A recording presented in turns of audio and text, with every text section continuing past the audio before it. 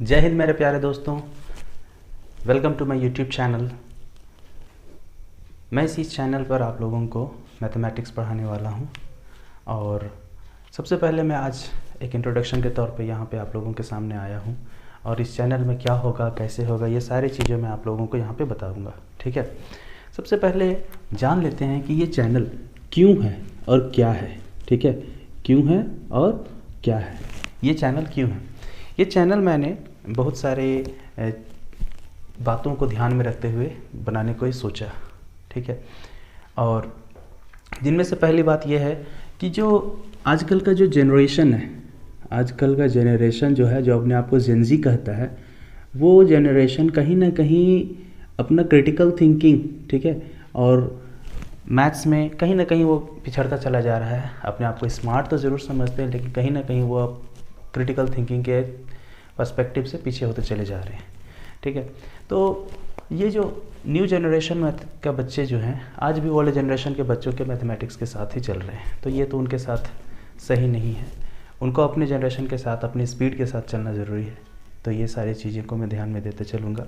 ठीक है, और इस चैनल को बनाने का मेन मकसद मेरा क्या है कि बच्चे, मैं खास करके बच्चे को अभी फोकस करूँगा। ठीक है, जो बच्चे जो होंगे, बच्चे अपने मैथ्स का बेसिक्स स्ट्रॉन्ग कर पाएँ, मैथ्स का बेसिक्स को स्ट्रॉन्ग कर पाएँ। ठीक है, बेसिक्स कहने का मतलब उन्हें नंबर का नॉलेज हो, नंबर कैसे पढ़ना है, कंपेयर करने आना चाहिए, चाहे वो छोटे नंबर हो, 2 डिजिट नंबर हो, 10 डिजिट नंबर हो, चाहे कितने भी डिजिट के नंबर क्यों ना हो, वो कंपैरिजन उनको कम्प्लीटली आना चाहिए। साथ ही साथ एक छोटा सा कंसेप्ट, मतलब फाउंडेशन जिसको कहते हैं, फंडामेंटल ऑपरेशन जिसको कहते हैं हम लोग, मैथ्स का वो टूल है। ठीक है, मैथ्स अगर आपको बनाना है तो उसमें आपको फंडामेंटल ऑपरेशंस आना चाहिए, फंडामेंटल ऑपरेशंस आना चाहिए। अब फंडामेंटल ऑपरेशंस ही नहीं आ रहा है तो आपका मैथ्स तो गया। फंडामेंटल ऑपरेशंस है क्या? मैथ्स में 4 ही ऑपरेशन है जो कि फंडामेंटल माना जाता है, जो है प्लस, माइनस, इनटू और डिवाइड, जिसको हम लोग एडिशन, सब्ट्रैक्शन, मल्टीप्लिकेशन और डिवीज़न के नाम से जानते हैं। हिंदी में इसे कहते हैं जोड़, घटा, गुणा और भाग। तो ये 4 चीज़ें अगर मैथ्स में आपके साथ है तो आपका नैया पार है। और यही 4 चीज़ें ही तो अलग अलग रूप में आती हैं मैथमेटिक्स में और मैथ्स का कंसेप्ट को बूस्ट करते चले जाती है और अलग अलग लेवल में बढ़ाते चले जाती है। ठीक है, और अगर हम बात करें तो सबसे पहले पता चला कि ये चैनल क्यों है। ठीक है, ये बच्चों को हेल्प करने के लिए। दूसरी बात, बच्चे तो बच्चे, आजकल के पेरेंट्स, ठीक है, पेरेंट्स के लिए भी ये है, क्योंकि पेरेंट्स जो है आज कहीं ना कहीं वो भूल चुके हैं अपने बच्चों को। वो स्कूल्स में डालने के बाद वो भूल चुके हैं कि उनको भी बहुत सारा काम करना होता है। वो काम क्या है? ठीक है, आपके जो कार्य है, आप जिस भी रोज़मर्रा ज़िंदगी में आप जो काम कर रहे हैं, अपनी ज़िंदगी को चलाने के लिए भी ज़रूरी है वो काम। लेकिन आपका, आपके पेरेंट्स के प्रति, आपका पेरेंट्स होने के नाते आपके बच्चों के प्रति ये एक आपका जिम्मेदारी है कि आप अपने बच्चों के लिए टाइम दीजिए। आप अपने बच्चों को दूसरे का भरोसे ना छोड़िए। ठीक है, आप उसमें अपने बच्चों को आप टाइम देना छोड़ दिए। याद कीजिए आप वो दिन जब आपके पेरेंट्स आपको पढ़ाते थे। आपके पेरेंट्स भले ही वो पढ़े लिखे हो या ना हो, आपके साथ बैठ के रहते थे। आपके साथ ना हो तो आपके बगल वाले रूम में, बट जब तक आप पढ़ रहे हैं तब तक वो भी कुछ ना कुछ काम करते थे और आपको अपने प्रेजेंस का फील करवाते थे। ये फीलिंग अभी बच्चों में ख़त्म हो चुका है। मैं जहाँ तक सोच सकता हूँ, हो सकता हूँ मैं गलत भी हो सकता हूँ इस मामले में, बट मैं जहाँ तक फील करता हूँ ये चीज़ आज सोसाइटी में गायब होता चला जा रहा है। हम बच्चे को कहते तो है कि पढ़ो पढ़ो पढ़ो, बच्चा को पढ़ो पढ़ो पढ़ने से आज काम नहीं करने वाला। वो ज़माना हमारा था, आपका ज़माना था, जब आपके पेरेंट्स आपको कहते थे कि पढ़ो। आपका जो पेरेंट्स का बिहेवियर था, आज आपका जो बिहेवियर है, क्या वो सेम है? नहीं ना। तो आप अपने बच्चों को सेम बिहेवियर के साथ कैसे ट्रीट कर सकते हैं? बच्चों के साथ भी चेंज करना पड़ेगा आपको। और बच्चों को अगर कुछ सिखाना है तो पहले खुद सीखना पड़ेगा। आज का जनरेशन है, बच्चों को साथ में लेकर चलना पड़ेगा, क्योंकि आप और हम बच्चों को आप कॉपरेट करना सीख गए हैं। ठीक है, उनको हम पैम्पर करना सीख गए हैं। उनको मारना, डांटना, पीटना आज हमारे लिए वो नॉन एथिकल हो चुका है। लेकिन याद कीजिए अपना ज़माना, जब आप बच्चों को, जब हम बच्चे थे, आप बच्चे थे, तो आपके पेरेंट्स आपके साथ कैसा किए, आपको कैसे पढ़ाए? वो डांट, वो फटकार, वो मार कहीं ना कहीं आज हमें बनाया। तो आज हम वो बच्चों को नहीं कर सकते हैं तो कुछ तरीका अपनाना पड़ेगा। नहीं मार सकते हैं, नहीं पीट सकते हैं अपने बच्चों को हम, ठीक है, बट एक साइकोलॉजिकल तरीका तो अपना सकते हैं। तो ये सीरीज़ उन पेरेंट्स के लिए भी होगा जो अपने बच्चों के लिए कुछ करना चाहते हैं, अपने बच्चों को कुछ बनते हुए देखना चाहते हैं, और मैं इसमें आपका हेल्प करूँगा। आप अगर इन कंसेप्ट्स को नहीं जानते हैं, मेरे सीरीज़ के साथ बने रहिएगा। मैं आपको ज़रूर इतना सिखा दूंगा, आपको समझा दूंगा कि आप अपने बच्चों को समझा पाइएगा। दूसरी बात, पेरेंट्स को समझ में आ गया होगा कि ये चैनल पेरेंट्स के लिए क्यों है, ठीक है। और तीसरी बात, तीसरी ये चीज़ जो है, आजकल सारे बच्चे आगे चल के कहीं ना कहीं किसी न किसी कॉम्पिटिशन्स की तैयारी कर रहे हैं, और ये कॉम्पिटिशन्स आज के डेट में टफ़ हो गया है, चाहे वो कोई भी कॉम्पिटिशन हो, ठीक है। स्टार्ट करते हैं बैंकिंग, रेलवे एंड एसएससी, चाहे कोई भी हो, जेपीएससी या यूपीएससी, इन सब की बातों को मैं छोड़ देता हूँ। वहाँ अगर आपका सब्जेक्ट है तो उधर आपको ये चीज़ पढ़ना पड़ेगा, हालांकि वहाँ जीएस का ज़्यादा रोल होता है।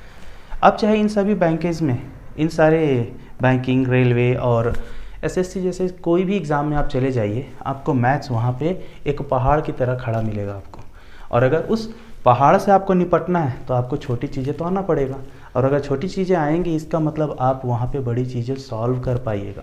और आजकल के जो कॉम्पिटिशन्स की तैयारी करने वाले बच्चों को सबसे बड़ा प्रॉब्लम मैथ्स में इसीलिए आता है क्योंकि वो अपने स्कूल के लेवल का जो मैथ्स था ना, जिसे हम लोग कहते हैं क्या, बेसिक्स, वो कहीं ना कहीं उनका चौपट है। आप मानो या ना मानो, आपका ये बेसिक्स जो आपका स्कूल के लेवल में आपको पढ़ना था वो चौपट है, इसको आप एक्सेप्ट कर लीजिए। अगर आप अभी अपने कंपटीशन में ये चीज़ तैयारी करने में अगर आपको मैथ्स अगर प्रॉब्लम लग रहा है, इसका मतलब आपने कहीं अपने स्कूल के लेवल में कहीं ना कहीं अपने आप को धोखा दिया था, अपने टीचर्स को धोखा दिया था, और इसीलिए आज आप पछता रहे हैं। ये सच्चाई है, भले मेरी बात बुरी लगे बट ये आपकी सच्चाई है, उसको एक्सेप्ट कीजिए। और मैं इस सीरीज़ को लेकर आया हूँ ताकि आपको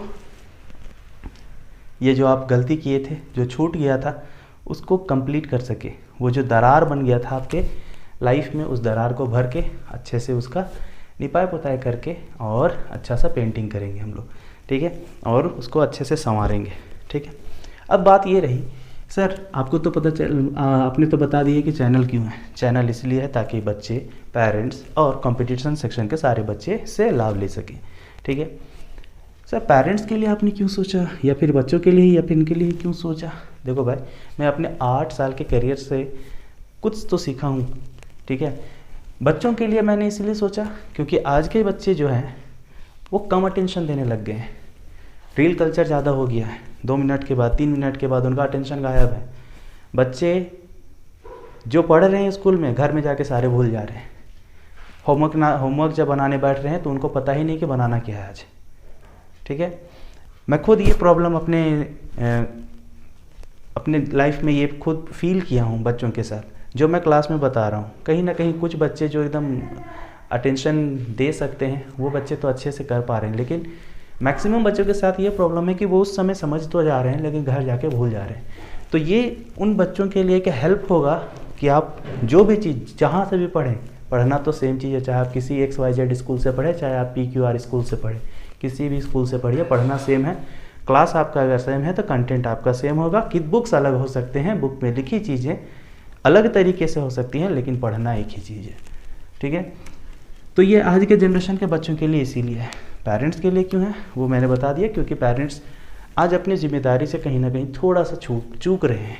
हम लोग आप बच्चे को बोल रहे हैं पढ़ो पढ़ो पढ़ो, लेकिन पढ़ना क्या है, कैसे पढ़ना, ये हेल्प हम नहीं कर पा रहे हैं। दूसरा सबसे बड़ा रीज़न मैंने फील किया है, ये सबके साथ होगा या नहीं होगा मुझे अगर पता नहीं है, आज बहुत सारे ऐसे पेरेंट्स हैं जो अपने बच्चों को इंग्लिश मीडियम में पढ़ाने चाह रहे हैं, लेकिन खुद वो कभी इंग्लिश मीडियम में पढ़े नहीं है। इसका मतलब वो जो बच्चा अभी इंग्लिश मीडियम जा रहा है वो उनके फैमिली का फर्स्ट जनरेशन है जो कि इंग्लिश मीडियम में जा रहा है।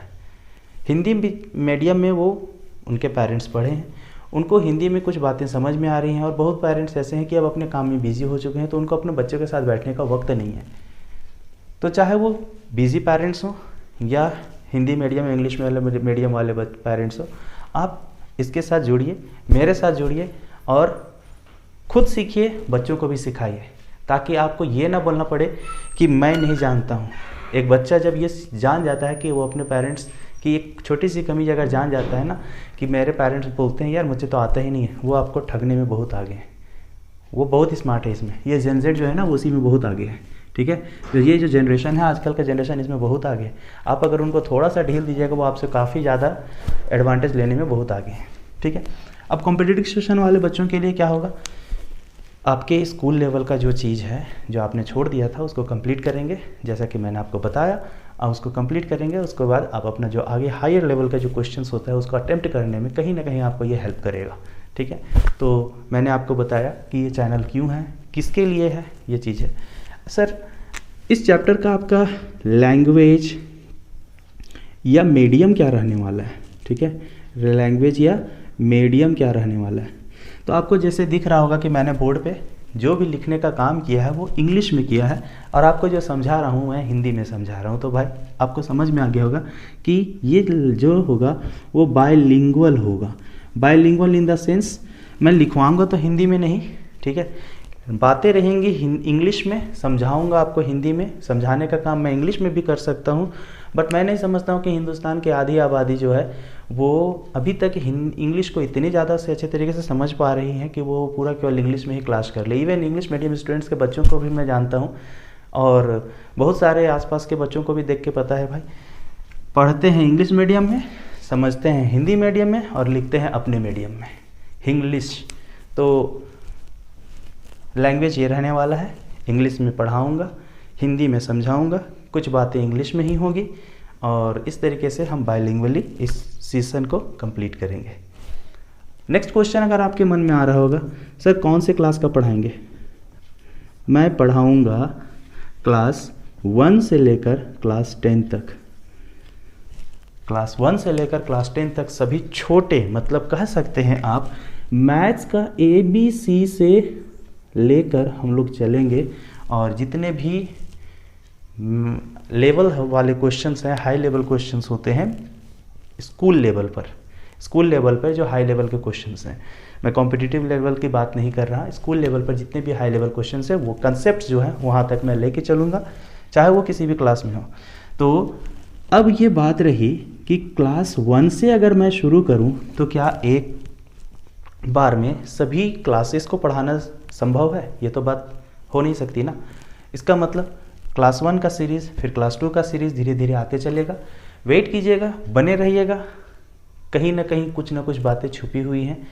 अब ऐसा नहीं है कि क्लास 1 आप सोच रहे हैं छोटी क्लास है, जब मैं पढ़ाना शुरू करूँगा तो आपको लगेगा यार ये तो मैं, खास करके जो टीचिंग लाइन में वाले टीचर्स के जो 1 to 5 वाले टीचर्स हैं, 1 to 5 वाले टीचर्स, आपको तो पता चलेगा कि क्लास 1 का जो आपका जो सीटेट वाले एग्ज़ाम्स होते हैं आपके 1 to 5 में, आपको ये जो बेसिक्स में आपको बताऊंगा 100% क्वेश्चंस वहाँ से आपको मिल जाएगा, और आपको पता भी नहीं होगा कि आपने इस चीज़ों को आप ध्यान कभी नहीं दिया था। हाँ, पेडागोजी का एक पार्ट होगा जो आप अपने से तैयार कर लीजिएगा इसका, लेकिन कंसेप्चुअल जो क्वेश्चंस होंगे, चाहे वो असर्शन रीज़न हो, चाहे वो कुछ भी क्वेश्चन, यहाँ से आपका 100% बन जाएगा।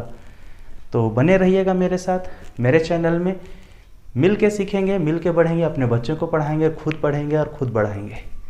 धन्यवाद। मेरे इस चैनल को बहुत ही सपोर्ट की ज़रूरत है, तो लाइक कीजिएगा, सब्सक्राइब कीजिएगा और शेयर कीजिएगा, ताकि मेरा जो चैनल है वो ग्रो कर पाए और आपकी जो हेल्प है वो मुझे मिल पाए, आपका प्यार मुझे पता चल सके। धन्यवाद।